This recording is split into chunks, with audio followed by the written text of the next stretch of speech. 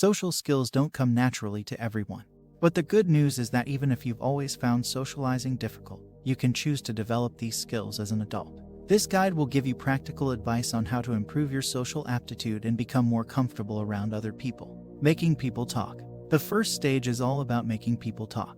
This won't necessarily make people like you, but it will help kill one thing that can easily make people not want to be around you: awkwardness. People don't like awkward silences when they barely know each other. It implants in their mind that either you are boring or B, you all are incapable of connecting. Thus, this stage is all about building the fundamentals for creating endless conversation. You will have mastered this stage when you can create an endless conversation with anyone or any group of people. Obviously, this seems daunting, but there are ways to improve. Before we get into that, let's first understand what the fundamentals of endless conversation are. Ultimately, the conversation is all about finding mutual topics of interest. If you really like talking about football, and you meet someone else that loves talking about football, I'm sure you'll have a great, awkward, free conversation. However, fortunately or unfortunately, it's not necessarily socially acceptable to meet up with someone, exchange a list of topics you like to talk about, see if there is anything mutual, and move on. Instead, there are some verbal gymnastics that need to happen. Thus, improving at this stage is twofold. You must increase the pool of topics you can participate in, and you must learn how to lead conversations towards mutual topics of interest. Develop your knowledge base. By developing your knowledge base, you increase the pool of topics you can participate in. The key here is knowing at least a little bit of info for a large range of topics. For myself, I divide gaining knowledge into 6 different ways: exploring, learning, listening, reading, watching, and brainstorming. Exploring should consist of going to new places and experiences. Ever know those people that seem to know where the good restaurants in the city are? Or know those people that know all the cool events happening around town? These are people that make an effort to explore. Not only does this allow you to be the person in the know, but it gives you a wealth of conversation starters and ways in which you can relate with others. Learning should be all about cool social things you can learn about that are helpful in social situations. For example, this is a place for learning about making a wide variety of cocktails. Think about what this will do for you. It gives you something to talk about and it makes someone feel good. You might see some overlap here between this and the explore category. Ultimately, you can divide up the categories however you like, but I find it helpful to split up the idea of learning things going on around me and learning things that will stay as internal skills. Listening is reserved for podcasts and music. Podcasts are great ways to disseminate ideas that you can in turn use to talk about multiple different things. Music is also something you should become very well versed in, as almost everyone likes some type of music. Knowing music gives you a great chance of connecting with someone on something. The next 2 categories are self-explanatory. Reading is exactly how it sounds. Any written media you find, including books, poems, articles, essays, etc. Watching includes movies, shows, and any talks online. The shows part is incredibly important, especially in this day and age where so many people watch Netflix. Knowing about shows is important when it comes to talking with people and connecting with them on something. Finally, the last category is brainstorming. I reserve this category for ideas. Ever met someone that was able to ask those really interesting questions that got you thinking? i.e., why haven't drones been more of a force in deliveries? By constantly thinking of ideas and writing down those ideas, you start getting into territory where you can ask really interesting questions. Your goal should be to add 1 item to each of these categories once a week.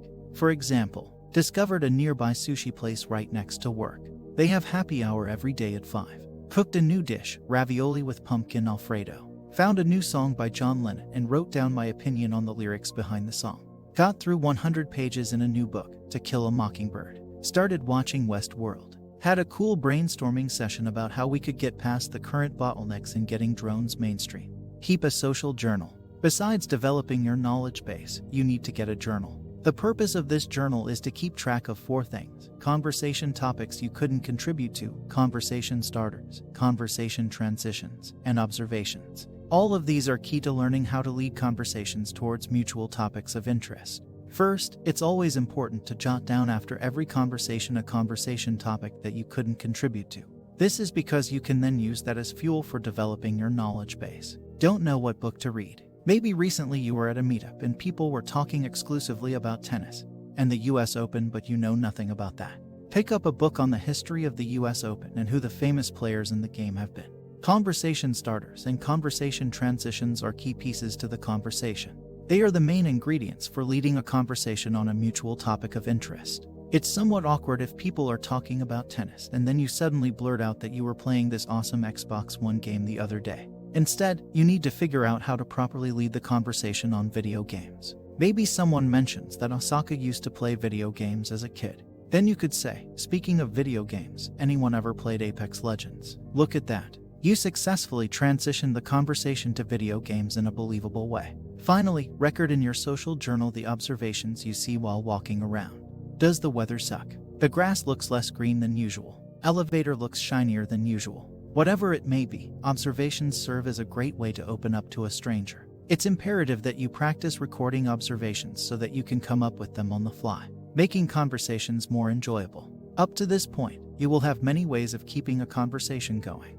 But just because you can keep a conversation going doesn't mean it's enjoyable. In each stage of this entire guide, I will be feeding you some extra conversation fundamentals that make your conversations more enjoyable. The first fundamental is using questions correctly. Using too many questions makes people feel at times like it's an interview, so you have to use them wisely. Furthermore, questions can make people feel like you're prying too much. The best way to use questions is to explore a topic you don't know too much about or start a new conversation topic. This is an earnest approach to using questions, but the questions have to be good and broad to be most effective. Keep a log of effective questions that you think of or hear people talk about. Accept your nervousness and act anyway. We often act despite feeling resistance to a task. For example, you have probably completed work tasks or homework even when you felt bored or exercised even if you felt tired. The same idea applies to social situations. Tell yourself, I'm feeling very anxious right now, but that's okay. I can and will still try to socialize. These feelings will pass. It can also help to remind yourself that with practice, you'll feel less nervous. If you have a socially skilled friend, ask them if they ever feel uncomfortable in social situations. Their answers might surprise and reassure you. Even the most confident people have insecurity and feel nervous sometimes. Practice your social skills online. Online socializing is not a perfect substitute for in-person socializing, but it can be a good way to practice some key skills, and you might even make some friends. If you talk to people via text, you can practice starting a conversation, opening up and sharing things about yourself, bonding over common interests, using humor. If you talk to people via voice or video chat, you can practice all of the above. Using and reading body language, keeping a conversation going in real time, active listening. If you are very shy, start by sharing memes, articles, and quotes on social media or forums. Next, try having back and forth exchanges, for example, on a forum thread. When you feel more confident, look for people you can chat to live or via webcam.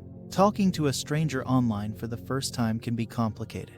You never know less about someone than when you first meet them. That's also something you can use to your advantage. People like to talk about themselves. Most of us are willing to have a conversation. We just don't always want to be the ones to make the first move. Acknowledge your own emotional state and manage your needs and feelings in a constructive way. Take the initiative to pursue the social outcomes you want and empathize with others who are dealing with the same struggles you are. With practice, the rest of the complex nuances of social interaction will flow a lot more naturally.